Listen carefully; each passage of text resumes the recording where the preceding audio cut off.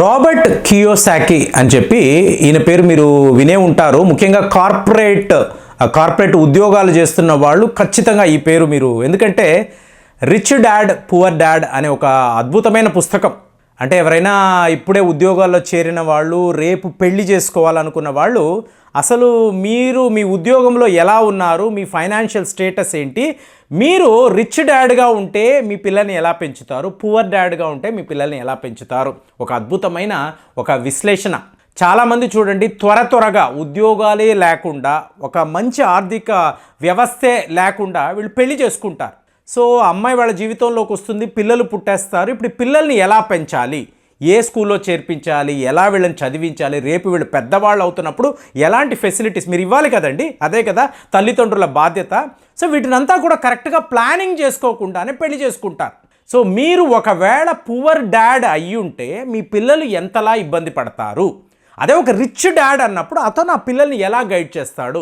So ఇదంతా కూడా మీకు హయ్యెస్ట్ లెవెల్లో మీకు ఈ పుస్తకంలో ఆయన డిస్క్రైబ్ చేయడం కాదు, ఒక గొప్ప విశ్లేషణ ఉంటుంది, చాలా డెప్త్గా ఉంటుంది. ఈ రచయిత నిన్నటికి నిన్న చూడండి ఒక ప్రిడిక్షన్ చేశాడు. క్రెడిట్ స్విజ్ అంటారు, అంటే స్విట్జర్లాండ్కు సంబంధించిన ఒక బ్యాంక్, ఇది మీకు రేపు కుప్ప కూలిపోతుంది అని చెప్పి మాట్లాడాడు. 2008లో లేహం బ్రదర్స్ అనబడే ఒక ఫైనాన్షియల్ ఇన్స్టిట్యూషన్, ఇది పూర్తిగా మీకు కొలాప్స్ అయిపోతుందని ప్రిడిక్ట్ చేశాడు. అతను ఎలా చెప్పాడో సరిగ్గా అలాగే ఈ బ్యాంకింగ్ వ్యవస్థ కుప్పకూలడము. ఇవాళ క్రెడిట్ స్విజ్ అనబడే చాలా పెద్ద బ్యాంక్ అండి, యూరోప్లో చాలా ప్రతిష్టాత్మకమైన బ్యాంక్. సో ఇది కుప్పకూలబోతుందని చెప్పేసి ఈయన 100% అంటే మన రఘురామ్ రాజన్ గారు చెప్పడం కదా, ఆయన కూడా ఇదే ప్రిడిక్షన్ చేశాడు. కానీ ఈ వ్యక్తి మీకు అమెరికాలో ఉంటాడు, అమెరికాలో ఉండి మీకు ఈ బ్యాంకింగ్ వ్యవస్థ యొక్క స్థితిగతులు ఎలా ఉన్నాయో బాగా తెలిసి ఇవాళ ఇతను ఇలాంటి ఒక స్టేట్మెంట్ ఇవ్వడం అనేది చాలా ముఖ్యంగా మనం చూడాలి. సో ప్రేమ్ గారు, ఇప్పుడు ఇది ఎందుకండి అంటే చూడండి, ఆర్బీఐ గవర్నర్ మీకు శాంతికాంత దాస్, ఈయనకి governor of the year award ఇచ్చారు. ఇందులో ఏంటండి గొప్పతనము అంటే, మీకు ఇవాళ ప్రపంచం ఎలా చూస్తుందో చూడండి. అంటే కొన్ని ఇంటర్నేషనల్ పత్రికల్లో మీరు చదవచ్చు, జర్నల్స్లో రిజర్వ్ బ్యాంక్ ఆఫ్ ఇండియా యొక్క పనితనం ఎలా ఉంది, ఫెడరల్ రిజర్వ్ అంటే అమెరికాకు సంబంధించిన సెంట్రల్ బ్యాంక్, వాళ్ళ వ్యవస్థ ఎలా ఉంది, సంవత్సరానికి 4 బ్యాంకులు కొలాప్స్ అయిపోబోతున్నాయని చెప్పి ఇవాళ అమెరికాలో ప్రిడిక్షన్. ఆల్రెడీ మొన్న ఒక వీడియోలో మాట్లాడాను, silicon valley bank already collapse అయిపోయింది.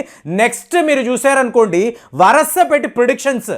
అంటే మీకు ఇవాళ రష్యా యుక్రెయిన్ యుద్ధము, వరల్డ్ ఒక ఎకనామిక్ క్రైసిస్లో ఉంది, రెసెషన్లో ఉంది, మీకు ఎటు చూసినా కూడా బ్యాంకింగ్ వ్యవస్థ ఏమైనా అయిపోవచ్చు అన్నప్పుడు, అంటే గడ్డు కాలములో ఒక దేశం యొక్క రిజర్వ్ బ్యాంక్, ఫెడరల్ బ్యాంక్ ఎలా పనిచేస్తుంది అంటే, ఇవాళ ప్రతి ఒక్క ఆర్థిక నిపుణుడు కూడా రిజర్వ్ బ్యాంక్ ఆఫ్ ఇండియా యొక్క పనితనాన్ని వీళ్ళు గమనిస్తున్నారు. అంటే ఇలాంటి ఒక గడ్డు కాలంలో మీకు ఆర్బీఐ గవర్నర్ శక్తికాంత దాస్కి ఇట్లాంటి ఒక అవార్డు రావడం అంటే ఇదే మామూలు విషయం కాదండి. అమెరికా ఒక నంబర్ 1 ఎకానమీ, మీకు అడ్వాన్స్డ్ కంట్రీ, మీకు ఇది ఎలా చెప్తున్నారంటే 620 బిలియన్ ఒక టైం బాంబ్లో వాళ్ళు ఉన్నారు. అంటే ఈ టైం బాంబ్ ఎప్పుడైనా కూడా పేలిపోవచ్చు. ఒక పెద్ద బలూన్ చిన్న చిల్లు పెడితే తుస్సుమని ఎలా పంక్చర్ అవుతుందో ఇవాళ అమెరికా యొక్క ఆర్థిక వ్యవస్థ కూడా ఇలాగే ఉంటుంది అని చెప్పి ఇవాళ వీళ్ళు మాట్లాడుతున్నారు.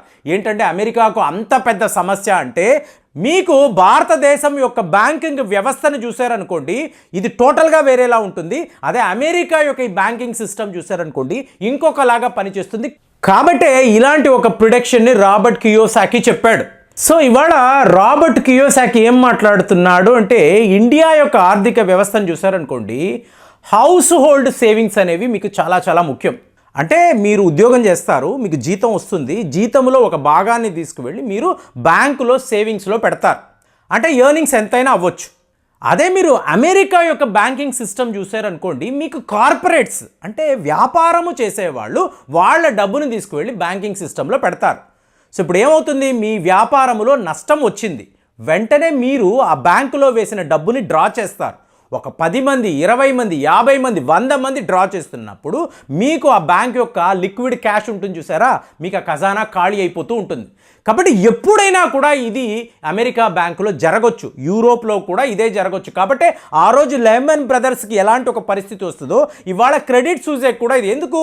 మీకు యునైటెడ్ అరబ్ ఎమిరేట్స్ అనండి, కింగ్డమ్ ఆఫ్ సౌదీ అరేబియా అనండి, వీళ్ళ పెట్టుబడులు అనేవి ఈ క్రెడిట్ సూజేలో చాలా చాలా ఎక్కువగా ఉంది. ఇవాళ వాళ్ళు ఈ బ్యాంకింగ్ వ్యవస్థను నమ్మడం లేదు.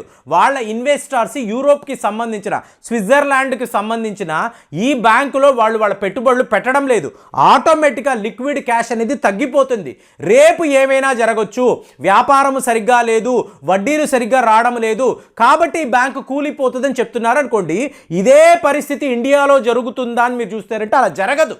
మీకు ఒక హెచ్డిఎఫ్సి అనండి, ఐసిఐసి అనండి, వీళ్ళ విషయంలో అంటే ప్రైవేట్ బ్యాంకులు అండి, వీళ్ళ విషయంలో ఆర్బీఐ 4% నువ్వు ఎప్పుడు కూడా రిజర్వ్ ఫండ్స్ అనేది ఉంచుకోవాలి. అంటే రేపు సేవింగ్స్ అకౌంట్లో, అంటే మీరు నేను కామన్ మ్యాన్, మనము ఒక డబ్బుని అక్కడ తీసుకువెళ్ళి పెట్టినప్పుడు వీళ్ళ డబ్బుకు ఒక గ్యారంటీ ఉంటుంది. ఇప్పుడు ఇది ఎలా చెప్పాలంటే, మీ బ్యాంక్ అకౌంట్లో ఒక 5 లక్షలు ఉందండి, ఈ 5 లక్షలు మీ సేవింగ్స్. అదే మీరు ఎక్కడో అప్పు తీసుకువచ్చి బ్యాంకులో 5 లక్షలు పెట్టారనుకోండి, ఈ అప్పు మీరు తీర్చాలి కదా, వడ్డీలు కట్టాలి కదా, ఇది మీ డబ్బు కాదు కదా, ఎవరో ఇచ్చిన డబ్బు కదా, కాబట్టి దీనికి గ్యారంటీ ఉండదు. సో ఇలాంటి ఒక స్టాటిస్టిక్స్ని ఇవాళ ప్రపంచ స్థాయిలో అందరూ మాట్లాడుతున్నారు. మీకు రిజర్వ్ బ్యాంక్ ఆఫ్ ఇండియా యొక్క సిస్టమ్ మనం 2008లో చూసాము. గ్లోబల్ రిసెషన్ వచ్చినప్పుడు ఎలా వీళ్ళు ఎంత ఎఫెక్టివ్గా ఈ మనీ మేనేజ్మెంట్ చేయగలిగారు. ఎక్కడా కూడా ఏ బ్యాంకులో కూడా, ఇప్పుడు మీరు మాట్లాడవచ్చు ప్రేమ్ గారు ఎన్నో బ్యాంకులు కుప్ప కూలిపోతాయి కదండి, కొలాప్స్ అయిపోతాయంటే, మీరు ఎక్కువగా చూసారనుకోండి ఈ సొసైటీస్ నిర్వహించే కోఆపరేటివ్ బ్యాంక్స్, ఇవి ఎక్కువగా మీకు రిజర్వ్ బ్యాంక్ ఆఫ్ ఇండియా గైడ్ లైన్స్లోకి రావు. సో అలాంటి బ్యాంకులు ఏం చేస్తారు, ఎవరు పడితే వాళ్ళకి తెలిసిన వాళ్ళ బోర్డ్ ఆఫ్ డైరెక్టర్స్ ఎవరైతే ఉన్నారో వాళ్ళకి తెలిసిన వాళ్ళకి లోన్లు ఇవ్వడము, చిట్ ఫండ్స్ నిర్వహించడము, సరిగ్గా వడ్డీలు రాకపోతే ఈ బ్యాంకులు కొలాప్స్ అయిపోవడము, ఇలాంటివి జరుగుతూ ఉంటాయి.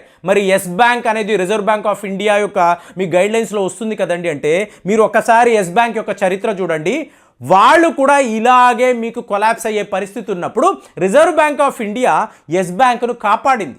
అందులో డిపాజిటర్స్ క్యాష్ను వీళ్ళు చాలా చాలా తెలివిగా హ్యాండిల్ చేయగలిగారు. అంటే ఏంటి, ఆ బెయిల్అవుట్ ప్యాటర్న్, బెయిల్అవుట్ సిస్టమ్ అనేది మన దగ్గర ఉంటుంది. అదే అమెరికాలో మీరు చూసారనుకోండి, ఒక్కసారి ఆ బ్యాంకింగ్ వ్యవస్థ కుప్ప కూలడం, కొలాప్స్ అవ్వడం మొదలు పెడితే అందరూ చేతులు ఎత్తేస్తారు. దాన్ని కాపాడే ప్రయత్నం ఎవరూ కూడా చేయరు. ఎందుకు? ఎక్కువగా ఇండివిజువల్స్, కార్పొరేట్స్. ఇప్పుడు సిలికాన్ వ్యాలీ బ్యాంకర్ మాట్లాడడం ఏంటంటే, అందులో స్టార్టప్ కంపెనీస్ వాళ్ళ దగ్గర ఉన్న డబ్బులంతా తీసుకువెళ్ళి సిలికాన్ వ్యాలీ బ్యాంకులో పెట్టారు. మీరు నేను వెళ్ళి నాకు ఒక అకౌంట్ కావాలంటే వాళ్ళు ఓపెన్ చెయ్యరు. ఇప్పుడు మీరు హెచ్డిఎఫ్సి, ఐసిఐసిఐ లాంటి బ్యాంకులు చూసారనుకోండి, క్యాష్ రిజర్వ్ రేషియో సిఆర్ఆర్ అంటారు, 4% ఉండాలి. ఏం జరిగినా కూడా మీకు రిజర్వ్లో ఈ డబ్బులు అనేది ఉండాలి. అలాగే స్టేట్యుటరీ లిక్విడ్ రేషియో అంటారు, మీకు ఆల్మోస్ట్ 18.7%.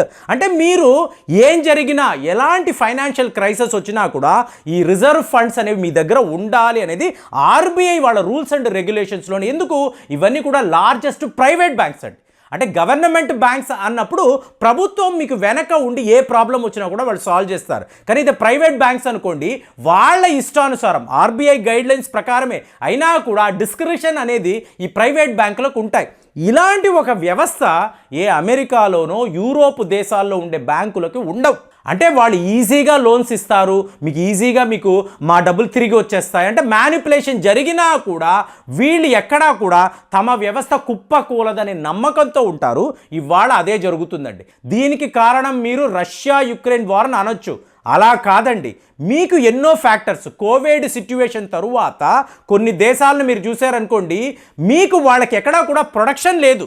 అంటే ఇవాళ జస్ట్ రష్యా యుద్ధాన్ని తీసుకుంటే ఒక యూరోప్లో ఒక చిన్నపాటి దేశము, వాళ్ళకి వీళ్ళు ఎనర్జీ అనేది కట్ ఆఫ్ చేశారు. దాంతో ఏమవుతుంది, మీ ఫ్యాక్టరీలు పనిచేయవు, ప్రొడక్షన్ అనేది జరగదు, మీరు ఎక్స్పోర్ట్స్ చేయలేరు, వ్యాపారము చేసుకోరు, ఆటోమేటిక్గా మీరు మీ ఉద్యోగులకు జీతాలు ఇవ్వలేరు. ఇలాగ ఈ వ్యవస్థ, ఈ ప్రొడక్షన్ అనేది ఆగిపోతుంది. ఆటోమేటిక్గా అక్కడ బ్యాంకింగ్ వ్యవస్థ కూడా మీకు కుప్పకూలిపోతుంది, కొలాప్స్ అయిపోతుంది. ఇలాంటి ఒక ప్యాటర్న్ని ఇవాళ యూరోప్ యూనియన్, యూరోప్లో మనం చూస్తున్నాం. కాబట్టి యూరోప్లో చూసేవాళ్ళు మీరు ఏ బ్యాంకులో మీ పెట్టుబడులు పెడుతున్నారు, మీ ఇన్వెస్ట్మెంట్స్ అంటే మీ సేవింగ్స్ అనేది ఉంచుతున్నారో జాగ్రత్తగా చూడండి. కుదిరితే మీరు ఇండియాలో ఉండే నేషనలైజ్డ్ బ్యాంక్స్ అండి లేదా ఇలాంటి రెప్యూటెడ్ బ్యాంక్స్ ఇక్కడ మీరు మీ సేవింగ్స్ చూసుకోండి. ఇవాళ ఇంటర్నేషనల్ ఆపరేషన్స్ని మనం అలౌ చేస్తున్నాము కాబట్టి మీ డబ్బు అనేది సేఫ్గా ఉంటుంది. అదే అమెరికా బ్యాంకులోనో యూరోప్ యూనియన్ బ్యాంకుల్లోనో మీరు మీ డబ్బును పెట్టారనుకోండి, ఎప్పుడు ఏం జరుగుతుందో తెలియదు. రాత్రికి రాత్రి మీకు ఈ బ్యాంకుల మీద నుంచి ఒక అనౌన్స్మెంట్ వస్తుంది, వీళ్ళు కొలాప్స్ అయిపోయారు, సో మేము దీన్ని ఆదుకోవడానికి ప్రయత్నాలు మళ్ళీ ఎవరు వస్తారు? ఏ జేపీ మార్గానో లేదా హెచ్ఎస్బిసియో వీళ్ళే కదా వస్తారు. వీళ్ళు టేక్ ఓవర్ తీసుకున్నప్పుడు మేము ఇంత డబ్బులు మాత్రమే మీకు ఇవ్వగలమని చెప్తారు. మనం ఇండివిజువల్స్గా ఉన్నప్పుడు మనము భారతీయ బ్యాంకింగ్ వ్యవస్థను నమ్మడం అనేది 100% కరెక్ట్ అండి.